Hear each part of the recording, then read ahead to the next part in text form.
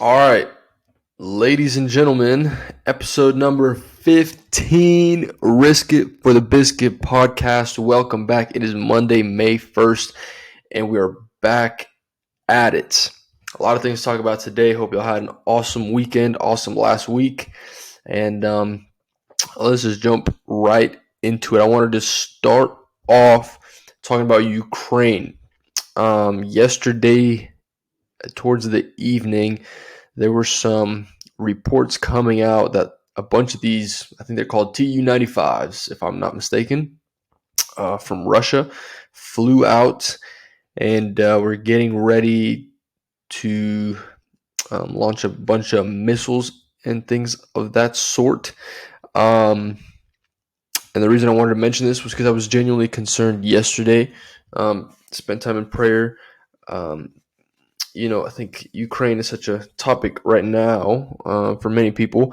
But, for me, I have friends, family right now who are actually in pretty dangerous spots. So that was very concerning, especially after recently not hearing much in terms of full scale attacks. Like it was supposed to be like hundreds of missiles and things like that. Of course, I don't really know much about like the military side of it or like that part of it, but yeah. So there was reports going out like that, and it was supposed. But when I woke up this morning, I didn't really see much. The report I did see said that there was about 20 planes, but they only dropped like 18 bombs, 15 of which were intercepted. And the reasoning the report explained was maybe was to map out Ukraine's air defense, kind of just to test it. So yeah, I mean that was, I guess, good to hear. It's just that it wasn't like anything that bad. When you hear reports like this from multiple sources, it was very, very concerning. So I just wanted to touch on that. But yeah, thank God that everything was okay last night. But yeah, I know there's of course reports, rumors, and everything of a big counter offensive by Ukraine coming soon. But that was just concerning to hear yesterday. So if you could just keep Ukraine in your prayers, that would be very appreciated. Another thing I want to touch on, big news last week, of course, the biggest news in media was Tucker Carlson getting fired. When I heard it, I realized that I am not as involved and don't keep up with the news and stuff as much as I thought I did, because to me it didn't really feel like that big of a story. I know everybody says that Tucker is a great talent, and I mean I'm sure he is, obviously, with the success he has had. I just don't really listen to him that much. But there's a lot of opinions on that current situation. And I mean, the only real content I've consumed of Tucker's was I think the Full Send podcast. But he seems like an interesting guy. I'm sure he's gonna find something else to do. And I really didn't really care about the story that much, just me personally. But I did see another clip. I don't remember the lady's name. She worked for Fox in the past, and obviously, she's very like famous or whatever. She's big in media, and I should know her name for sure, but I don't. But she touched on one point, which out of this whole story was interesting to me. She said that Tucker's not actually fired. He's just been removed from his show. Like, he's not officially fired from Fox, but he's removed from the show. They fired, I believe, his producer, things like that. And kind of the very sketchy, slippery slope part of this is that they didn't officially fire him. So, and this may not be correct, and this might have changed since last week. But if this is true, it's a slippery slope. They didn't officially fire him, and since he's not officially fired, he can't. He's not allowed to do anything on his own in terms of a show. He can't have like his own podcast. He can't go find another job. Things like that. Now that is very, very sketchy. I think it's setting a bad precedent, and yeah, I hope that part of it gets cleared up and resolved, and all that. But yeah, wish Tucker the best. I'm sure he'll be all right. But anyway, that was all I wanted to touch on that story. And it being May 1st, it's kind of crazy. But man, today is my last and final day of school, ladies and gentlemen. Last and final day of school. I've got finals today. I've got finals today. I think like 4 or 5 of them. And that's it. You know, barring anything unexpected, barring any failure of classes. But yeah, and it's, I mean, I have talked about this forever and probably on this podcast as well. But I'm just very excited to be finished. Whenever I tell people that, you know, I say, yes, I'm free or whatever. And then they're like, oh, but you're going to have to work. But I'm very excited to work. I'm very excited to not have to do assignments and stuff and homework and all that stuff. I'd rather have real assignments and real things to do. My biggest thing, I'm going to have like probably next episode, just going to talk about school. You know, just my experiences. I was trying to wait until I'm out of school so that way I can give my full, authentic review and opinions of it, which I think might actually surprise people just because of how much I have been talking about how I can't wait to get out of there. But yes, just today. That's all we got, just today. So that's going to be exciting. And my hope is as well for this to help the podcast get better and to make improvements finally. And just to kind of double down on this and keep going with it. But yeah. And another part, which made me think a little bit, it's kind of related to school, kind of, but I want to learn more a little bit, not that much. I don't care that much. You know, if you know me, you know, I dress very comfortably. I don't really care about like what I wear, but I do want to be informed more on, I guess, just like fashion a little bit. You know, I don't want to be like a fashion, like whatever. But I do want to have more knowledge in this area. All right, because my whole life, you know, I grew up playing sports, so it was shorts and t-shirt forever. But I feel like there's value, you know, there's the saying, look good, feel good, play good, whatever.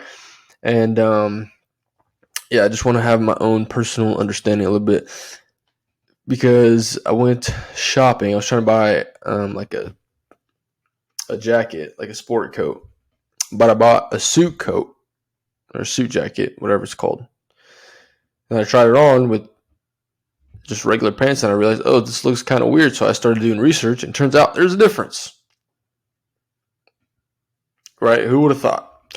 And so I just want to get a little bit more understanding in that.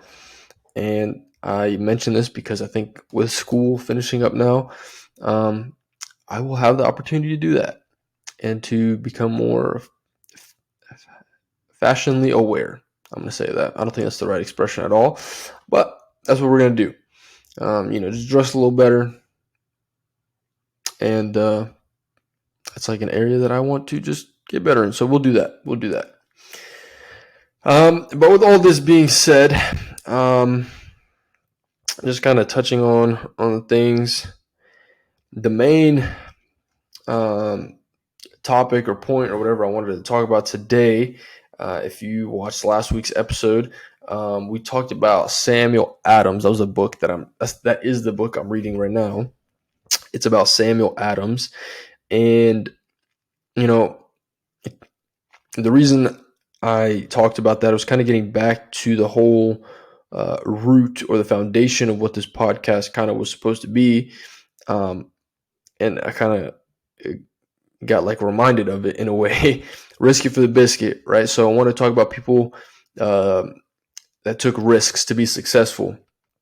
And I felt like I kind of was getting away from that and just talking about random stuff, which is also kind of the point, just talk about whatever I want to talk about. But I'm very interested in great people. I'm interested in learning from great people. And great people are usually people that have taken risks in their life. Great entrepreneurs took great risks. Great leaders took great risks. And so that was the reason I'm talking about Samuel Adams. He was a founding father, I'm sure. Yeah, if my history is correct. And all those founding fathers, man, George Washington, John Hancock, Franklin, Adams, Paul Revere. I don't think he signed the Declaration, but I'm talking about all those men, all the great men that history remember, and women. All the great ones took risks, right? It's like I remember in grade school, like in elementary school, we would learn, we'd have like, I felt like we learned about American history just like every year, from like kindergarten or first grade to like third or fourth. But anyway, I remember learning about, George Washington, Samuel Adams, all that. And they were like some sort of like mythical, like, cartoon characters in my mind for the longest time. Just because the story seemed like that, right? Like all the stories of Paul Revere, the lantern, one by land, two by sea, or whatever it was. It all seemed like these like mythical, faraway characters. But as you start reading more history, you realize, like, man, and you really start thinking about it. It's like these are dudes, men, a lot of them very young men, who took such a great risk at that time. Right now we live in America, and it's like, yeah, of course, America is this great country, but America we would not be where we are without the great risks that these men took, literally risking their lives, because it was just an idea, right? It was just it wasn't a guaranteed result that it was going to work, but they were so against tyranny, they were so against living under oppression from the government, that they decided to take this risk. And it was literally risking their lives, because if the war didn't work out, if they were caught, it was death, right? Death or prison or whatever, because that was treason, right? And it blows my mind to think about that. Like at that point in history, that's what they did. But they took the risks, and the reward of that risk was the greatest experiment. The result was the greatest experiment that's ever existed in history. All because a group of some couple hundred men had an idea, had a belief, were fed up with their current situation. They wanted a better future, and they took a risk. They took a risk. So risk it for the biscuit. The biscuit was the United States of America, which I'm very thankful for. And but yeah, I'm saying all of this to refer back to what we were talking about last week with Samuel Adams. in that book. I don't think I've read any more of that book, but I want to finish that book and learn more about him. But just even in the beginning pages in the chapters of that book, it paints such a cool picture. Like, essentially, without Samuel Adams, I don't know how the effects of the revolution, or like how successful it could have been. He was pushing a lot of stuff. He had a target on his back from the British. The British did not like him at all, and they were trying to do everything they could to stop him. He had a very big target, but he took the risk, man. He took the risk. With all that being said, I wanted to kind of continue on that, and until we can get some interviews with some successful people, I'm still waiting on my co-host. He's taking forever. But anyway, not going to say anything there. He'll be around soon. But at some point, the plan is to interview great people who have taken risks and talk to them about it. But since that's not the case, I'm going to look at great people in history that have taken risks. And so following up and moving forward from last week with Samuel Adams, I wanted to talk about Abraham. And the Abraham I'm referring to, of course, is the father of faith in Christianity and as well as Judaism. Abraham. Don't know. In Islam, I don't know if he plays a role there. But anyway, I'm talking about in relation to me, Christianity, of course. Abraham.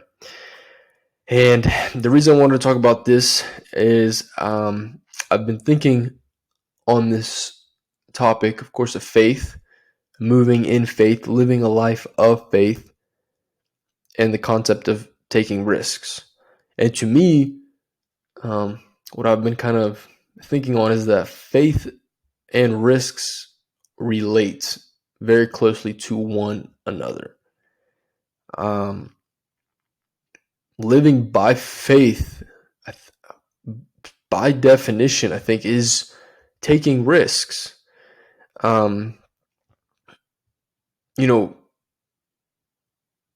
I think it's either the song. I'm sure there's a verse that says we live by. Yeah, there's a verse that says we live by faith, not by sight. That's a risk. Faith is believing in something that you can't see, right? Physically. I feel like that's a risk,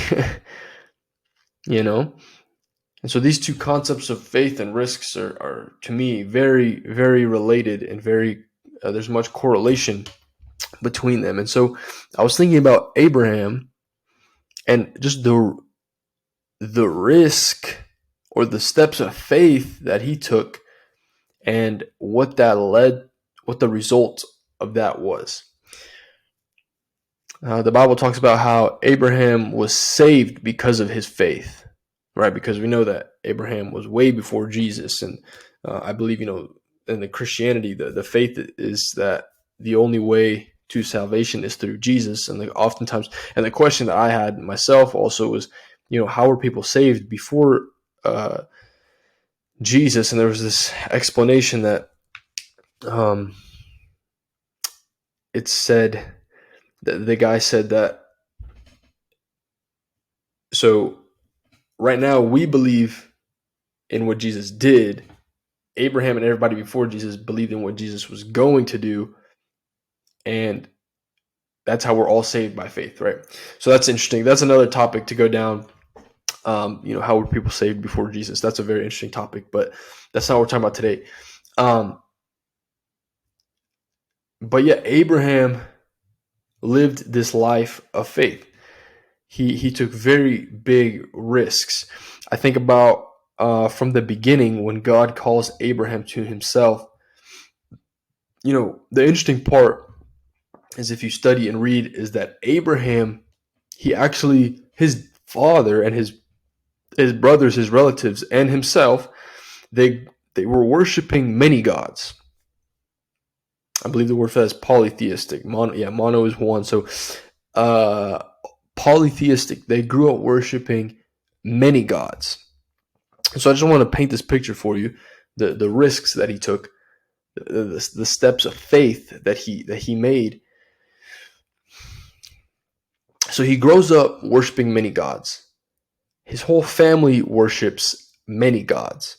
And I was studying a little bit before this, and they said they worshipped many gods, and there was I want to research this more, but it was like, and maybe I'm saying this wrong, but from my understanding, it was he worshipped many gods, and many of them, and one of them was Yahweh, right? God, that we know, the God of Israel, and so from and so he grew up worshiping many gods, and then God comes to him and says, I'm the true living God.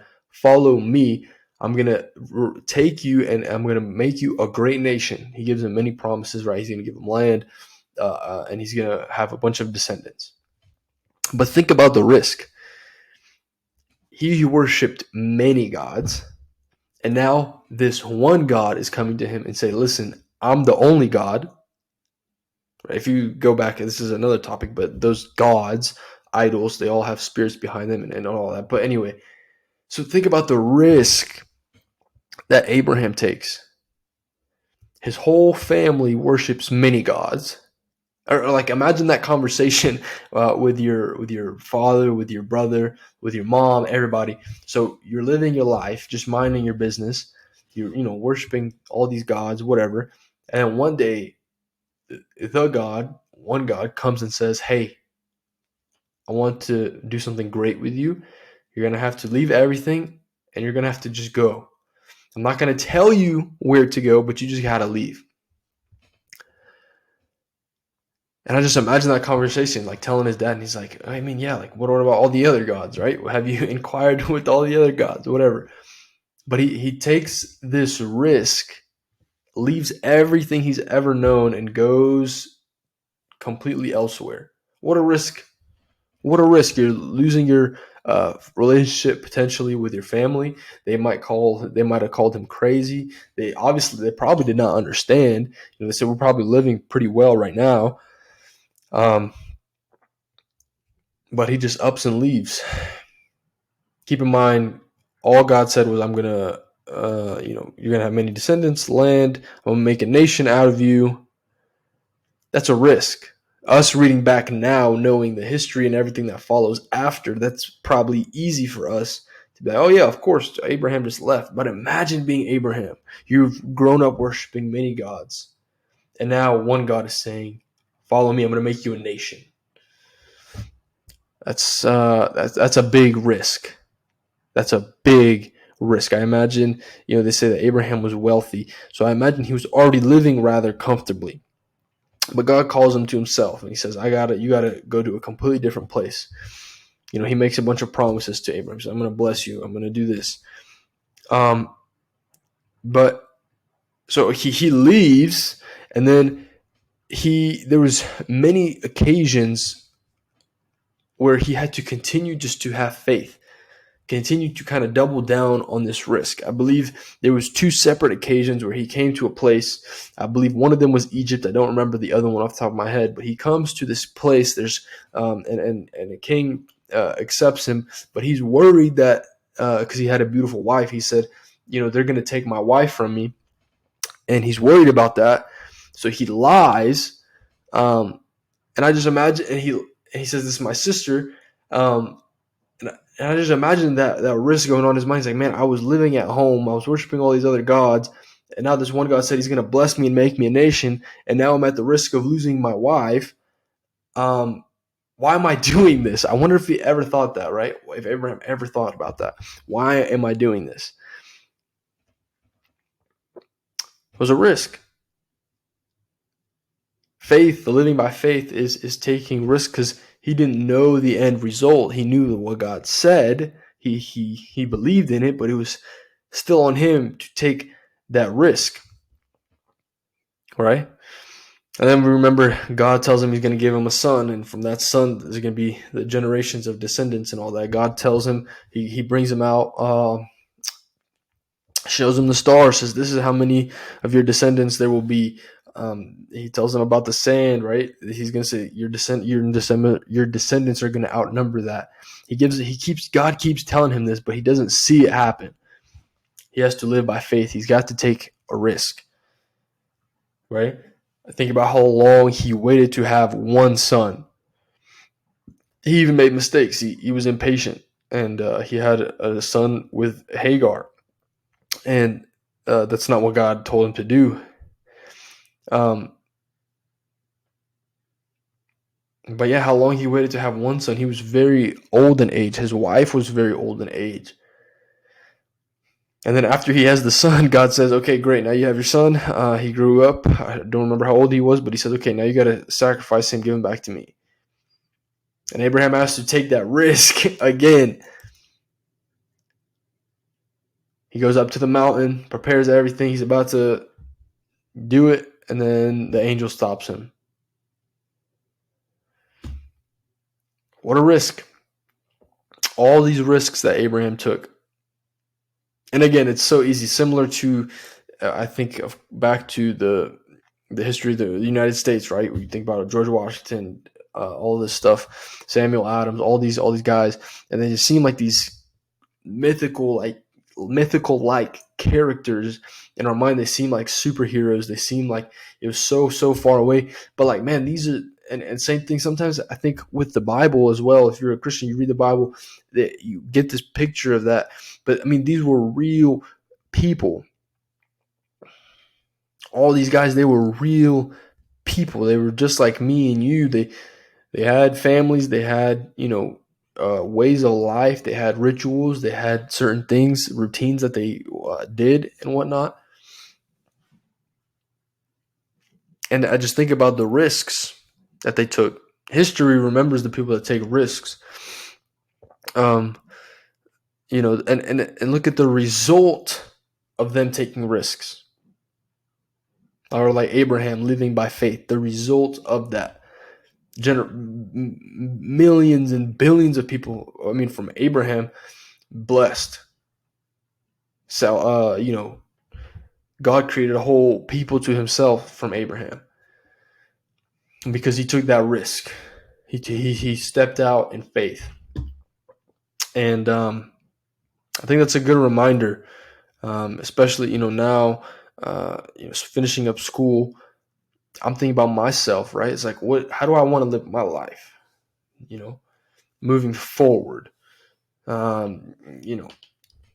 Because it's like you got two options, Abraham, right? You can continue worshiping many gods and just be, stay with your family and just be whoever. Or you can step out in faith. You can take a risk and do something great. Risks are scary. That's the thing. It's like it wasn't. We look back now, and even in your own life, when you take a risk, when you take a step of faith, it's not. That's the crazy thing. It's weird to kind of comprehend, is that it's not like guaranteed. We believe that what God said is going to happen, but we don't see it right here. It's a risk. In relation to this, I was thinking about also like Peter walking on water. We just think about that, but that's a risk. You think Peter's ever even imagined walking on water? Jesus is walking, and what if he's hallucinating? He probably had those thoughts. Am I crazy? No. He said, I want to step out. That's a risk. So why am I talking about risk, right? Why am I talking about Abraham?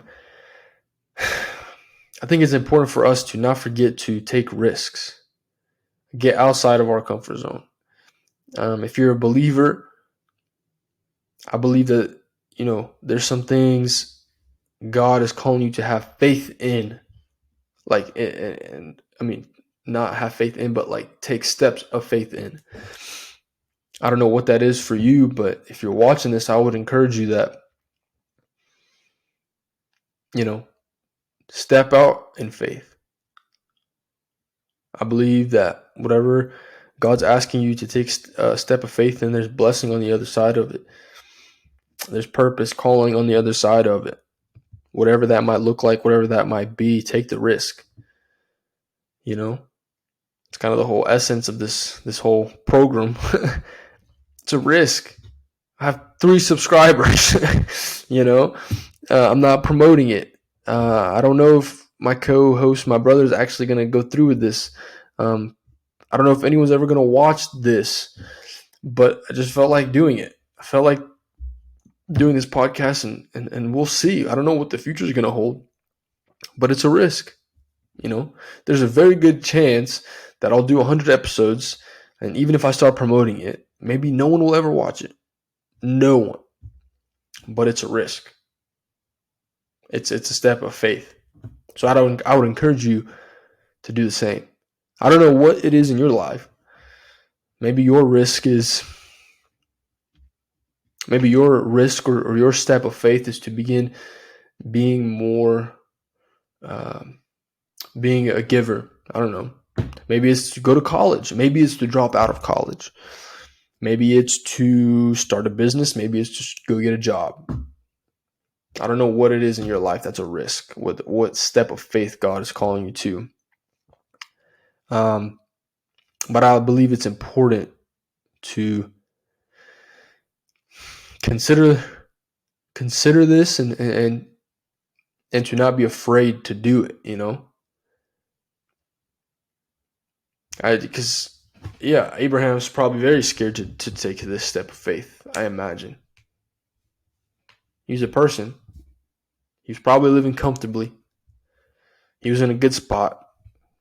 He had a lot of possessions, probably. His dad, had a family business, I'm sure. He was living, just chilling. And God just takes him. He said, I got to remove you from where you're at. You got to take this step of faith. Boom. You got to have faith, man. You got to live life with faith. Sometimes it doesn't make sense. But you got to do it. You got to do it. And so, yeah, man. That's essentially it for today. Live life with faith. Don't be afraid to take risks. Risk it for the biscuit. And I think that's the best way to live. You got to take some steps of faith. Things are never going to change.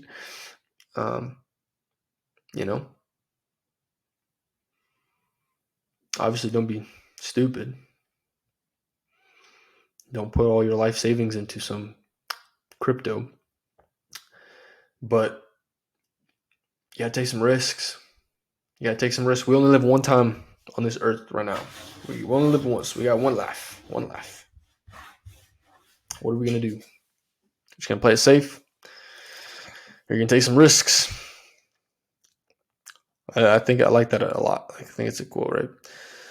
Maybe I made the quote. I don't know. People that take risks are remembered. I'd like to be remembered. I think it'd be cool to be remembered. I wouldn't want people to remember me as the person that never took risks, that never tried. When I was buying this microphone, the kid asked me at Best Buy, he said, what are you buying this microphone for? I was kind of embarrassed, but I was like, I'm doing a podcast. Everybody in the mom's doing podcasts. He's like, oh, dang. That's cool. He's like, yeah, I've been thinking about doing music. He's like, I should buy a mic. I was like, yeah, bro, you should. And he was just telling me, he's like, oh, I had friends that tried podcasts. It didn't really work out. And I was like, yeah, man, it's not easy. It's not guaranteed to work. But I told him I'd rather say, oh, well, than what if, right? And that's really one of the only motivating forces for me even doing this. So I was like, if I'm 35 and I'm going to be sitting there one day saying, man, what if I did the podcast? What if, maybe, what if there was a chance that it'd be successful? Imagine the people I could have met. Imagine the work I could have done. And that scared me. I did not want to do that.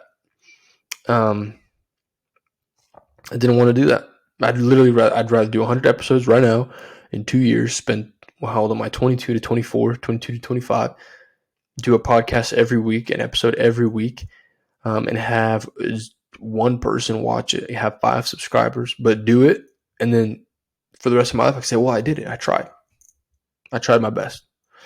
I promoted it. I recorded it. I prepared. Took the risk. I'd rather say that. I'd rather be able to say that. No matter what happens, I'd rather be able to say that. So yeah, ladies and gentlemen, that is it. Don't be afraid to take risks. Don't be afraid to take steps of faith. Whatever God's calling you to do, whatever God is asking you to be faithful in, do it. I believe it is worth it. And it will be worth it. I'm going to wrap things up here for this week's episode.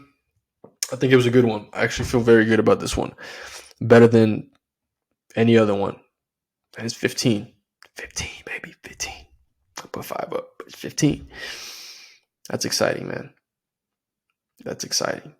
Next week is going to be, 4 months. Wow. Look at that. 4 months. You got to start, man. You just got to start.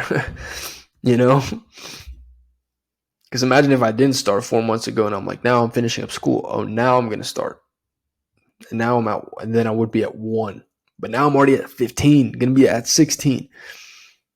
It's wild to think about. Just start. Anyway, I've been rambling here at the end. But I hope you have a fantastic week. And we'll see you next Monday.